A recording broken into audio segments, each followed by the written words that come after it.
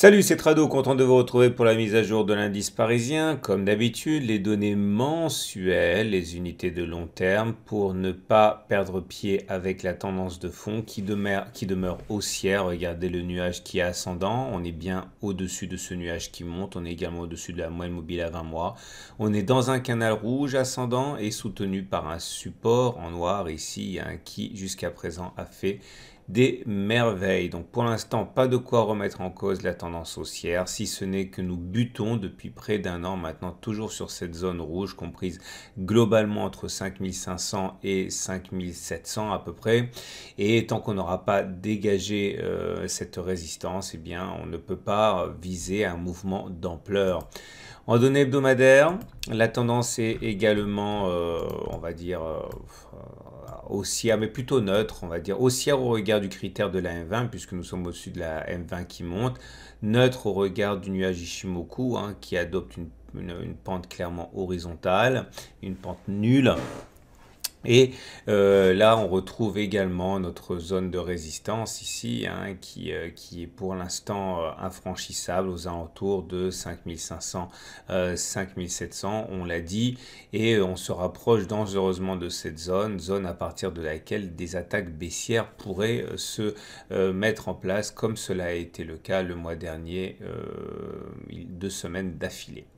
On enchaîne avec les données journalières et on va d'abord faire le point sur les fondamentaux. Ces fondamentaux ont été assez discrets aujourd'hui. Il faut simplement retenir que la planète financière se rassure et s'enthousiasme suite à l'accord américano-mexicain. Et on espère que les Canadiens vont rejoindre la danse et que finalement ce symbolique accord de libre-échange nord-américain qui existe depuis plus de 20 ans, eh bien, sera préservé, même si quelques détails ont été changés. Et c'est l'espoir qui anime les opérateurs qui voient la possibilité finalement d'éviter une guerre commerciale totale avec les États-Unis. Et c'est ça qui nous fait progresser. Et nous avons donc de manière purement chartiste toujours les repères de référence qui sont une zone de support orange sur laquelle on rebondit et une zone rose maintenant qui se prépare à accueillir les cours. Alors vous avez vu que la dernière fois qu'on s'est confronté à cette zone rose, cela n'a pas tourné à l'avantage des haussiers, c'est le moins que l'on puisse dire. On va voir ce qu'il va se passer, mais il est clair que la simple perspective de se rapprocher de cette résistance fait que les mèches longues réapparaissent. Autrement dit, les haussiers ne tiennent pas leur position. Ça ne veut pas dire que c'est un signal de baisse, loin s'en faut, mais on peut dire que les haussiers ne sont pas non plus téméraire. Nous avons cassé et confirmé cette cassure de cette zone grise ici qui était une résistance qui a bloqué les cours le 14 août et le 24 août. Normalement, cette zone a changé de polarité. Elle devrait jouer comme un support à partir de maintenant. Je vous propose de regarder cette fourchette d'Andrews intéressante. Andrews qui prend les 3 points extrêmes suivants, ce point-là et ce point-là.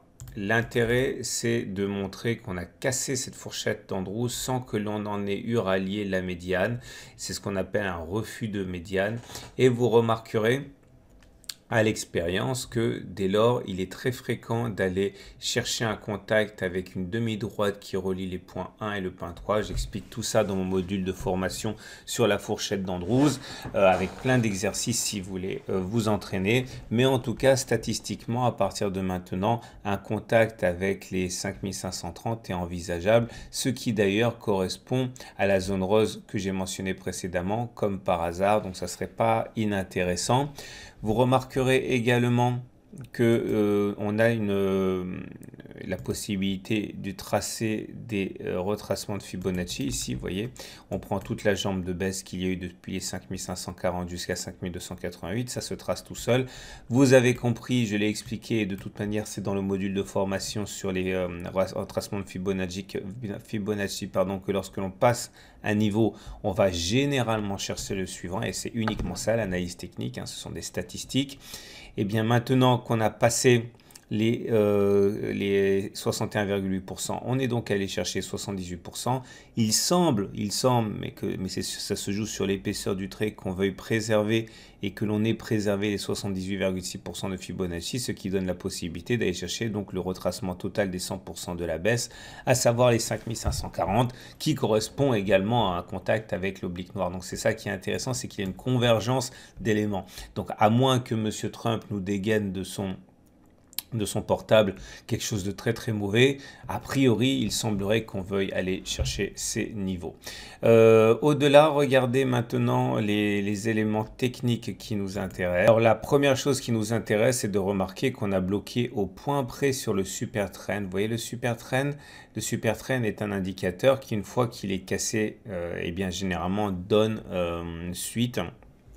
Enfin, une fois qu'il est cassé, donne une poussée dans la direction de la cassure. Clairement, vous voyez, lorsqu'on casse à la hausse le super trend, généralement, on va plus loin. C'est ce qui s'est produit ici. C'est également ce qui se produit à la baisse. Vous voyez, on casse le super trend, on va plus bas. On casse le super trend ici. Alors là, pour le coup, vous voyez, on n'a pas encore fait un plus bas par rapport à cette bougie de cassure. C'est un petit peu, on va dire, étrange, en sens que c'est pas ce qui se passe de manière probabiliste. Donc, on peut tout à fait envisager d'avoir une nouvelle attaque baissière, même si ça semble de plus en plus délicat avant une cassure à la hausse du super trend, mais en tout cas c'est toujours possible. On remarquera que si on casse donc ce super trend à 5507, cela validerait une fois de plus le retour sur cette zone rose. Alors je le redis pour la deuxième fois, l'analyse technique sont des outils probabilistes, donc on verra ce qui va se passer, mais pour l'instant on suivra de près tout ça. Pareil, le SAR a été cassé sur la bougie du 24 août, et donc effectivement la hausse que l'on a eue depuis est quelque chose qui est statistiquement avéré. Regardez la M7 et la M20, on est au-dessus d'une M20 qui descend, donc on est en tendance note. Je vais suivre de très très près ce qui va se passer au niveau du bas les M7 et M20. Ce qui semblerait être le plus probable, ce soit donc un croisement haussier faible, et ensuite on va voir ce qui va se produire. Le croisement haussier faible, il ne faudra pas y accorder trop d'importance parce que c'est un signal qui est quand même assez peu fiable. Les Bollinger, regardez, se mettent à évoluer en convergence. Ça veut dire qu'il y a une réduction de la volatilité. Et puis, on remarquera pour terminer au niveau des indicateurs techniques que le MACD est au-dessus de son signal et le momentum est au-dessus de 0. Vous constaterez à l'usage en travaillant vos graphes que généralement cela veut dire qu'on n'a pas fait les plus hauts et que les cours devraient encore monter. Ne serait-ce que pour aller chercher la zone rose. Notez également la montée des volumes qui est très encourageante, puisque jusqu'à présent la hausse du CAC 40 s'est faite avec des volumes décroissants, ce qui était quand même un petit peu suspect. Voilà ce qu'on pouvait dire. On regarde pour terminer l'Ichimoku. Et l'Ichimoku, ça va aller vite parce qu'il n'y a absolument rien de neuf pour l'Ichimoku pour le coup aujourd'hui. La succession de twists, 4 twists depuis juillet, montre que la tendance elle est neutre. Ça montre également que c'est neutre parce que le nuage il est horizontal, et de toute manière, même si on est au-dessus du nuage, la lagging span est toujours dans le nuage. Donc voilà ce qu'on pouvait dire, tendance neutre, rien à tirer de l'Ichimoku pour l'instant. On regarde les données horaires, celles des traders, et voilà ce que l'on peut se mettre sous la dent pour demain. Donc à titre personnel, il n'y a qu'à suivre les flèches. Vous remarquerez que au-dessus de 5477, j'envisage un rebond vers 5500. En dessous de 5466, retour sur les 5450. Il est probable que l'attaque baissière qui a commencé en fin de journée aujourd'hui se poursuive demain, mais ça ne devrait pas a priori sceller la fin de la hausse. Voilà, bonne journée et à demain pour la mise à jour.